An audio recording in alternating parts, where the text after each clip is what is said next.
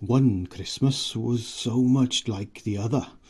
In those years around the sea-corner town, now out of all sound except the distant speaking of the voices, I sometimes hear a moment before sleep that I can never remember whether it snowed for 6 days and 6 nights when I was 12, or whether it snowed for 12 days and 12 nights when I was 6. All the Christmases roll down towards the two-tongued sea, like a cold and headlong moon bundling down the sky that was our street.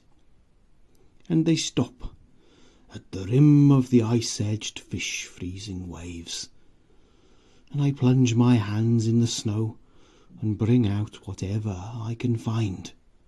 In goes my hand into that wool-white, bell-tongued ball of holidays, resting on the rim of the carol-singing sea. Years and years ago, when I was a boy, when there were wolves in Wales, and birds the colour of red flannel petticoats whisked past the harp-shaped hills, when we sang and wallowed all night and day in caves that smelt like Sunday afternoons in damp front farmhouse parlours. And we chased with the jawbones of deacons the English and the bears. Before the motor car, before the wheel, before the Duchess-faced horse, when we rode the daft and happy hills bareback, it snowed, and it snowed. But here a small boy says, "It snowed last year too. I made a snowman, and my brother knocked it down, and I knocked my brother down, and then we had tea." "But that was not the same snow," I say. "Our snow was not only shaken from whitewash buckets down the sky, it came shawling out of the ground, and swam and drifted out of the arms and hands and bodies of the trees.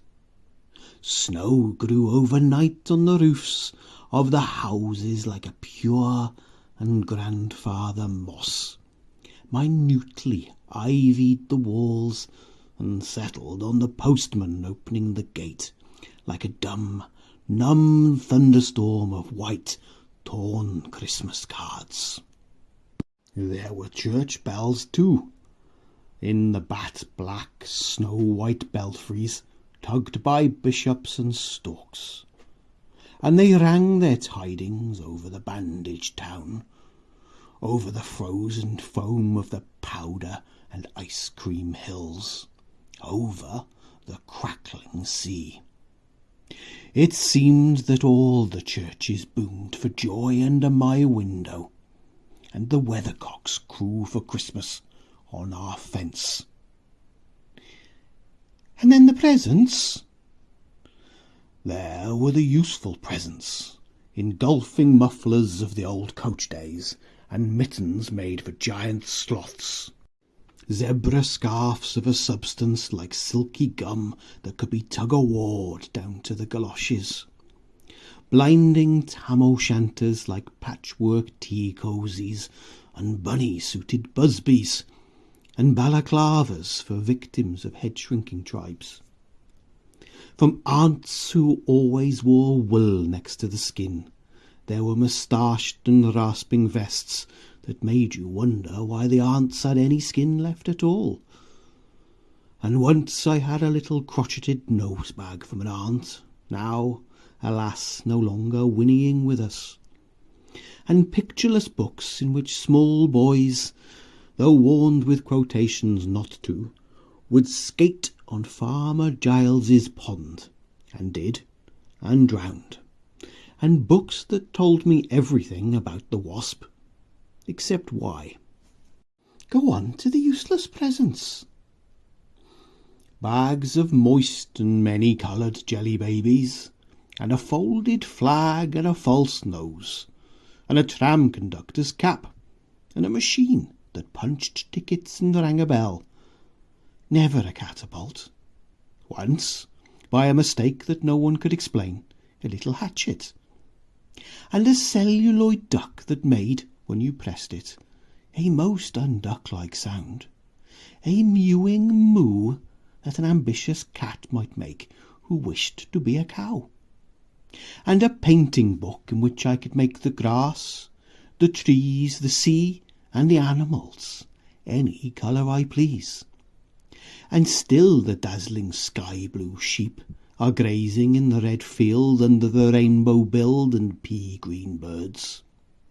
Hard-boileds, toffee, fudge, and all sorts, crunches, cracknel, humbugs, glaciers, marzipan, and butter Welsh for the Welsh. And troops of bright tin soldiers who, if they could not fight, could always run. And snakes and families and happy ladders, and easy hobby games for little engineers, complete with instructions. Oh, easy for Leonardo. And a whistle to make the dogs bark to wake up the old man next door, to make him beat on the wall with his stick to shake our picture off the wall. And a packet of cigarettes. You put one in your mouth and you stood on the corner of the street, and you waited for hours in vain for an old lady to scold you for smoking a cigarette. And then with a smirk you ate it. And then it was breakfast under the balloons. Were there uncles like in our house? There are always uncles at Christmas. The same uncles. And on Christmas mornings, with dog-disturbing whistle and sugar fags, I would scour the swathed town for the news of the little world, and find always a dead bird by the white post office or by the deserted swings, perhaps a robin, all but one of his fires out. Men and women wading, scooping back from the chapel, with taproom noses and wind-bust cheeks, all albinos, huddled their stiff back jarring feathers against the irreligious snow. Mistletoe hung from the gas brackets in all the front parlours. There was sherry and walnuts and bottled beer and crackers by the dessert spoons. And cats in their furabouts watched the fires. And the high-heaped fire spat, all ready for the chestnuts and the mulling pokers. For dinner we had turkey and blazing pudding, and after dinner the uncles sat in front of the fire, loosened all buttons, put their large moist hands over their watch chains, groaned a little, and slept. Mothers, aunts, and sisters scuttled to and fro bearing tureens. Aunt Bessie, who had already been frightened twice by a clockwork mouse, whimpered at the sideboard and had some elderberry wine. The dog was sick. Auntie Dosey had to have 3 aspirins, but Auntie Hannah, who liked port, stood in the middle of the snowbound backyard, singing like a big-bosomed thrush. I would blow up balloons to see how big they would blow up to, and then when they burst, which they all did, the uncles jumped and rumbled. In the rich and heavy afternoon, the uncles breathing like dolphins and the snow descending, I would sit among festoons and Chinese lanterns, and nibble dates, and try to make a model man-o'-war, following the instructions for little engineers, and produce what might be mistaken for a sea-going tram-car. Or I would go out, my bright new boots squeaking into the white world, onto the seaward hill, to call on Jim and Dan and Jack, and to pad through the still streets, leaving huge deep footprints on the hidden pavements. The silent one-clouded heavens drifted onto the sea.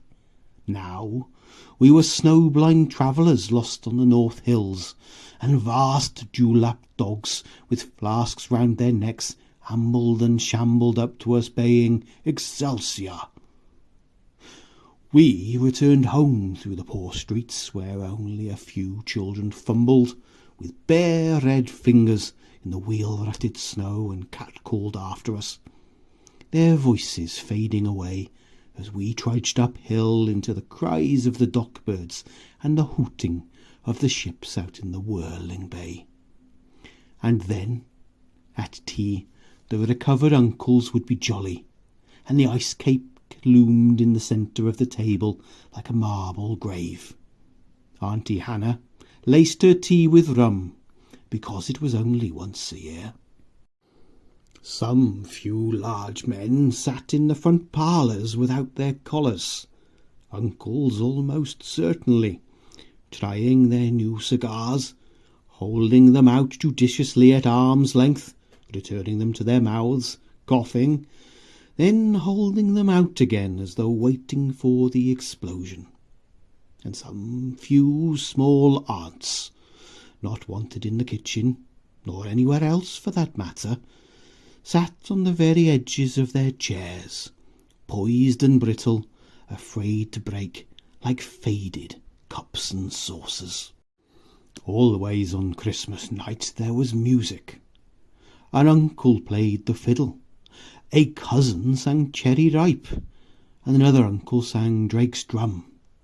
It was very warm in the little house.